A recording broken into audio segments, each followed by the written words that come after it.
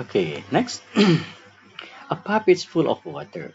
The cross section of the pipe is a circle radius 2.6 centimeter.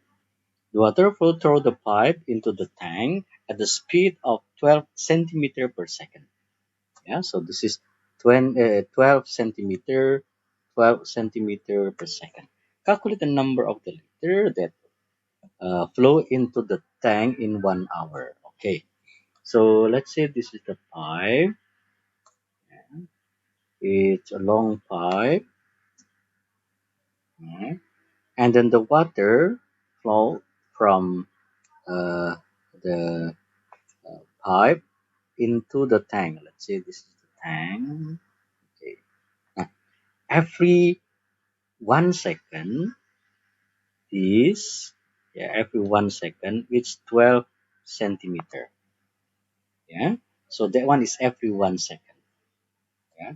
So this is over uh, per second. So in 1 hour, yeah, since 1 hour is 3,600 second, yeah. So in 1 hour, how many centimeters? Yeah, so this is 12 times 3,600. So then we have 12 times 3,600. So it's 400 43,200 centimeter of the water. Now, because this is the length, yeah, this is the length, yeah, the length in 1 hour, yeah. So now find the volume of the water. Since the volume of the pipe and the pipe is a cylinder, so it's a pi r square h, right? And the h is the length. So this is pi times the radius is 2.6 square times the height is the length, which is 43,200. Okay, so what is the volume? It's pi times 2.6 square times 43,200. Okay, so we get 917,445.5858. This is in centimeter cube. Yeah, this is in centimeter cube. Now, how to convert the unit from centimeter cube into liter? Remember that 1 liter actually is 1 decimeter cube. So this is 1,000 centimeter cube. Means from centimeter to liter, we divide it by, so let's say this one. So it's 917,445.5858 divided by 1,000. So now it's become 917.4455858 liter, rounding up into three significant figure. So this is 9 1 second. So 9 1 second. Okay, next. Okay, now is matrix. Work out the multiplication of matrix. Okay, remember multiplication of matrix is row, the first row times the first column. Okay, so then we have, yeah, 2 times 1 is 2, yeah, plus -1 times -5 is 5. Now the first row times the second column. So this is 2 times 6 is 12 plus -1 times 4 is -4. Okay. Now the second row times the first column. So it's 4 minus 15. Yeah. And then for the second row times the second column. So it's 24 plus 3 times 4 is 12. Okay, simplify. So we have 7, 8, -11, and 36. Okay, so 7, 8, negative 11, and 36. Next. This is determinant. Okay, remember the formula of the determinant? Let's say I have vector A, which consists of A, B, C, D as the element of the matrix A. So a determinant of A, or sometimes they put absolute of A, is the formula. The formula is AD minus BC. Yeah. So this is the formula of the determinant. So when the determinant is 5, so uh, this is time this one. Yeah? So 3x minus negative 7 times negative 1 is 7 equal to 5. So find the value of x. So 3x equal to 12. So x equal to 4. Okay. Next is coordinate geometry. Okay, find the midpoint. Yep, my midpoint. Remember the formula of midpoint. Let's say I have point A is x1, comma y1, and then point B, the coordinate of B, sorry, coordinate of B is x2, comma y2. So the midpoint, yeah, midpoint of AB is x1 plus x2 over 2, comma y1 plus y2 over 2. So this is the formula. So now find midpoint is 2 plus 7 over 2, comma 3 plus negative 5 over 2. So then 9 over 2 is 4.5, comma negative 2 over 2 is minus 1. So 4.5 minus 1. Okay, next.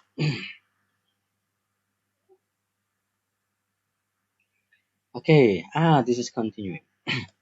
Find the equation of the line through A and perpendicular to AB. Okay, this is the illustration. Let's say this is point A, this is point B. This is the line of AB. Yeah? And then there is another line that perpendicular to this line. So this is the line that perpendicular to this line, perpendicular, and passes through A. Uh, the A coordinate of A, I'm not remember. The coordinate of A is wait 2 comma 3 and B 7 comma negative 5. 2 comma 3, 2 comma 3, and then B is 7 comma negative 5. Yeah. Okay. Now, what is the first step? So the first step for the finding the equation is you have to know the gradient. What is the gradient of AB? Remember with the gradient, right? So the gradient of AB, I put this is as M1, this is Y2, so minus 5 minus 3 over 7 minus 2. So it's minus 8 over 5. This is the gradient. And then what is the gradient of the perpendicular line? Yeah, this line. So M2 equal to negative 1 over M1. When this is line 1 perpendicular to line 2, yes, therefore, now this is the rule, yeah, for the perpendicular line. So now we have M2 equal to negative 1 over negative 8 over 5. Negative 10 negative is positive, so this is 5 over 8. So now we have y equal to the equation 5 over 8x plus c. And then find c because they say passes through A. So the point 2 comma 3. Therefore, this is point A.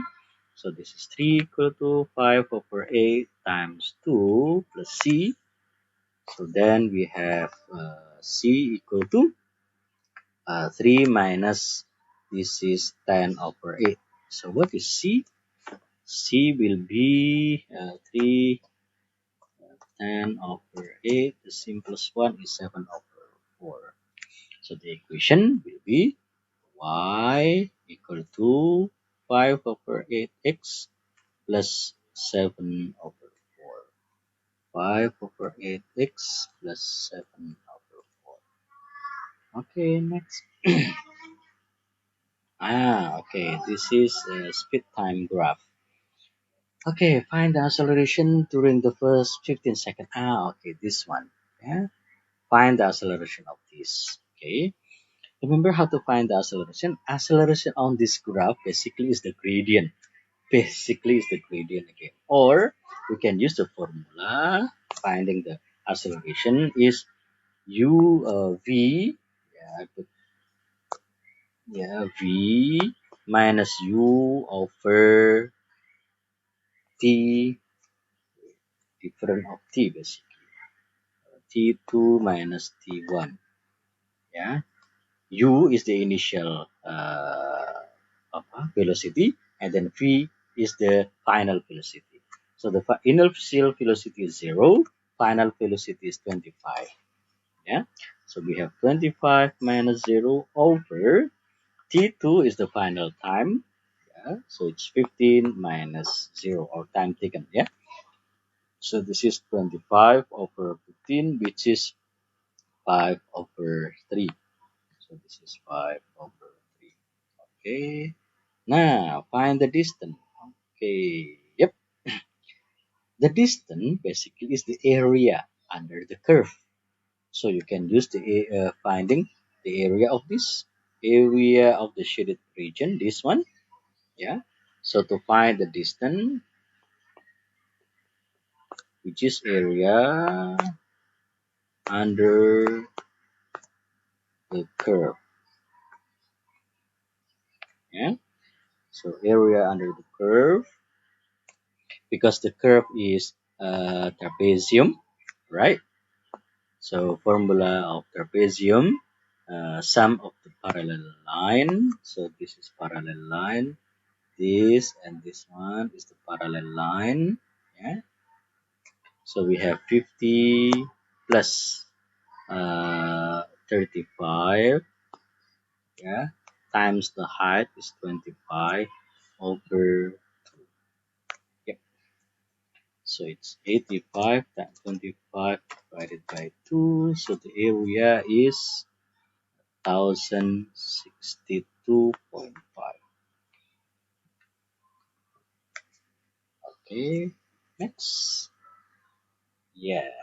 Okay, now this is the trigonometry. Okay, find the length of SR. Okay, this SR. Okay, find this length. Okay, how to find the what is the rule that we can use? Is it sine rule or cos rule? Since they give more than one angle, yeah, say, yeah, this is the key word or key point. When they give more than one angle, yeah, so we can use sine rule. Yeah, okay, yeah. So use sine rule. Let's say SR. Yeah.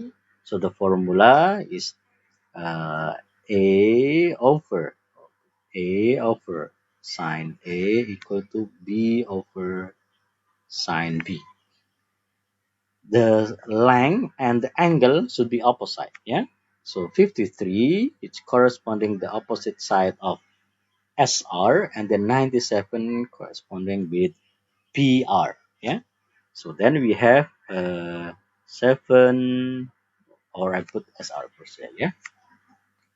Okay. So SR over sine 53 equal to 7.4 over sine 97. So we have SR equal to 7.4 times sine 53 over sine 97. Okay, calculate that one. 7.4 times sine 53 over sine 97. So this is 5.95428. So rounding into three significant figures, so 5.95. Next, okay, find RQ. This is RQ is here, yeah. And in this triangle, yeah, PRQ, they give only single angle. Means we have to use cos rule, cosine rule, yeah. Cosine rule for uh, uh, finding the side is a square equal to b square plus c square minus 2bc cos a. Nah, look at this one. Here is a. I put in blue. So this is an a. This is should be an a. Okay. Now, so this angle and side should be opposite. Yeah. So to find RQ, so it's RQ square. RQ square equal to 7.4 square plus 8.5 square minus 2 times 7.4 times 8.5 cos 26. Okay, so RQ will be equal to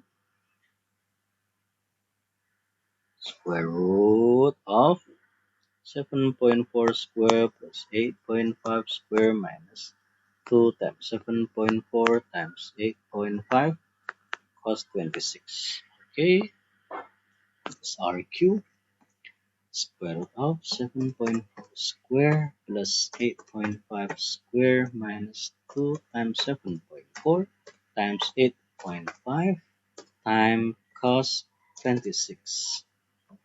Okay, so the answer is 3.738859,796. Rounding up into three significant figure is 3.73. So 3.7.